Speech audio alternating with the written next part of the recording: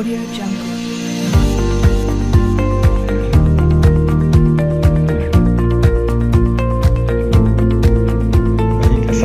warahmatullahi wabarakatuh.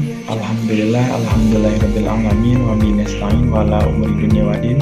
Assalatu wassalamu ala asrofil anbiya'i wal mursalin wa ala alihi wa sahbihi ajmain amma ba'du.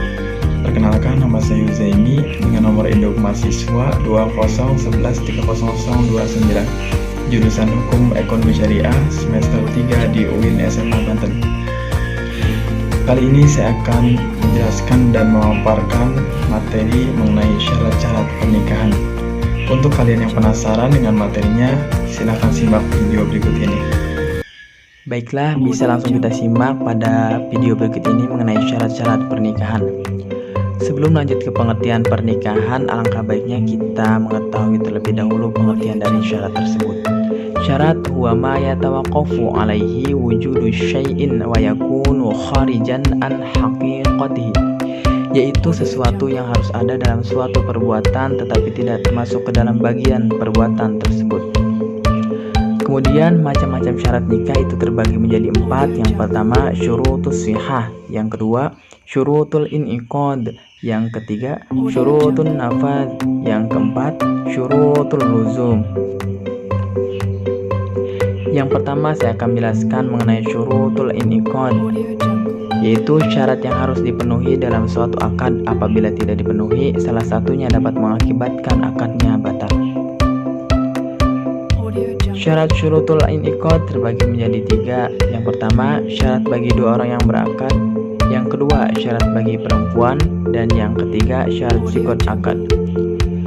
Yang pertama saya akan jelaskan syarat bagi 2 orang yang berakad. Yang pertama, mampu melaksanakan akad tamyiz.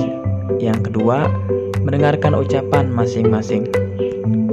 Kemudian, syarat bagi perempuan. Yang pertama, keperempuanannya bersifat hakiki atau bukan khunsa muskil. Yang kedua, bukan perempuan yang diharamkan baik selamanya maupun sementara. Selanjutnya, syarat sikot akad. Yang pertama, ucapan ijab qabul terjadi dalam satu majelis. Yang kedua, kesesuaian antara ijab dan qabul dalam ucapan maupun maksudnya. Yang ketiga, ucapan yang tuntas tidak digantungkan ke masa depan.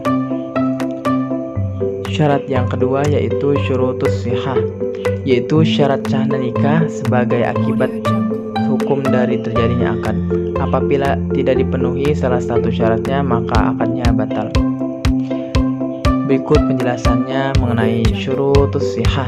Yang pertama, perempuan yang dinikahi bukan perempuan yang haram dinikahi dengan keharaman yang berjangka waktu sementara atau muaqqat.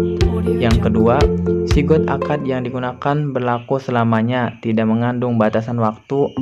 Yang ketiga, adanya saksi. Yang keempat, adanya kerelaan dan keleluasaan memilih atau ikhtiar dari keduanya, suami istri. Yang kelima, suami istri yang jelas sudah ditentukan. Yang keenam, suami istri atau wali tidak sedang melaksanakan ihram, haji dan umroh. Yang ketujuh, adanya mahar atau malikiyah. Yang terakhir atau yang kedelapan, suami istri tidak sedang mengalami sakit yang parah atau kritis, malikiyah. Syarat nikah yang ketiga, syurutun nafadz, yaitu syarat lain yang perlu dilengkapi setelah syarat akad dan syarat sah dan mempengaruhi jalannya suatu akad. Apabila tidak dipenuhi salah satunya, menurut Hanafiyah dan Malikiyah, maka nikahnya ditunda atau mauquf. Penjelasan yang pertama, suami dan istri mampu bertindak secara umum, akil, balik, dan merdeka. Yang kedua, suaminya harus dewasa atau rasyid. Yang ketiga, wali aqrab tidak boleh didahului oleh wali ab'ad selama wali aqrab masih ada. Yang keempat, apabila menggunakan wakil, maka wakil tidak boleh bertentangan dengan wali yang diwakilinya. Penjelasan yang keempat, syurutul luzum, yaitu syarat yang diperlukan untuk membantu kelanggengan dan kekekalan suatu akad nikah sebagaimana kelaziman yang berlaku.